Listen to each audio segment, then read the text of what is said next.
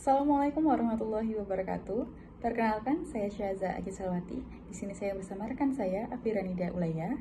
Pada kesempatan kali ini, kami akan mempresentasikan proposal penelitian kami yang berjudul Pengaruh Tin Capitalization, Return on Asset, dan Ukuran Perusahaan terhadap Penghindaran Pajak, Studi Empiris pada Perusahaan Sektor Logistik dan Transportasi yang terdaftar di BEI. Baik, kita mulai dari latar belakang penelitian. Seperti yang kita ketahui bersama, pajak merupakan tulang punggung pendapatan negara. Data APBN 2022 menunjukkan bahwa kontribusi penerimaan pajak mencapai sekitar 65,4%. Artinya, negara kita sangat bergantung pada sektor ini.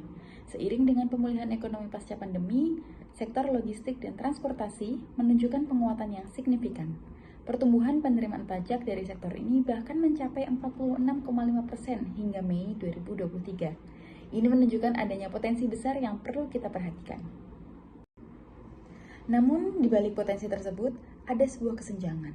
Meskipun penerimaan pajak kita membaik, jika dibandingkan dengan negara-negara tetangga di ASEAN, tax ratio Indonesia pada tahun 2021 masih tergolong rendah, yaitu sebesar 10,9%. Salah satu faktor yang diduga menjadi penyebab rendahnya tax ratio ini adalah adanya praktik penghindaran pajak atau tax avoidance. Ini adalah upaya legal yang dilakukan perusahaan untuk meminimalkan beban pajaknya dengan memanfaatkan celah peraturan. Fenomena inilah yang menjadi fokus utama dari penelitian kami.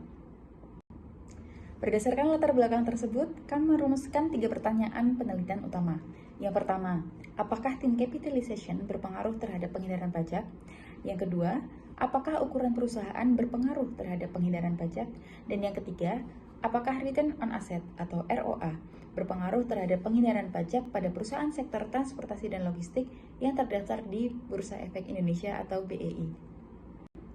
Sejalan dengan rumusan masalah yang telah disebutkan, tujuan dari penelitian kami adalah yang pertama, untuk menganalisis pengaruh tin capitalization terhadap penghindaran pajak. Yang kedua, untuk mengetahui pengaruh ukuran perusahaan terhadap penghindaran pajak. Dan yang ketiga, untuk mengkaji pengaruh ROA terhadap penghindaran pajak pada perusahaan di sektor transportasi dan logistik yang terdaftar di BEI. Selanjutnya, saya akan menjelaskan mengenai landasan teori yang kami gunakan. Variabel dependen kami adalah penghindaran pajak yang kami definisikan sebagai upaya legal perusahaan untuk mengurangi beban pajak dan diukur dengan effective tax rate atau ETR. Variabel independen pertama adalah tin capitalization, yaitu kondisi di mana perusahaan lebih banyak didanai oleh utang untuk memperbesar biaya bunga sebagai pengurang pajak. Ini kami ukur dengan debt to equity ratio atau DER. Variabel kedua adalah ukuran perusahaan yang mencerminkan skala perusahaan. Kami berteori bahwa perusahaan besar memiliki lebih banyak sumber daya untuk melakukan penghindaran pajak. Ini diukur dengan logaritma natural dari total aset. Dan variabel ketiga adalah return on asset atau ROA yang mengukur profitabilitas. Logikanya, semakin tinggi laba, semakin besar potensi pajak, sehingga semakin besar pula dorongan untuk melakukan penghindaran pajak. Baik, terima kasih Syaza. Izinkan saya untuk melanjutkan pemaparan terkait dengan kerangka pemikiran. Berdasarkan landasan teori, kami membangun sebuah kerangka pemikiran seperti yang dapat kita saksikan bersama di layar.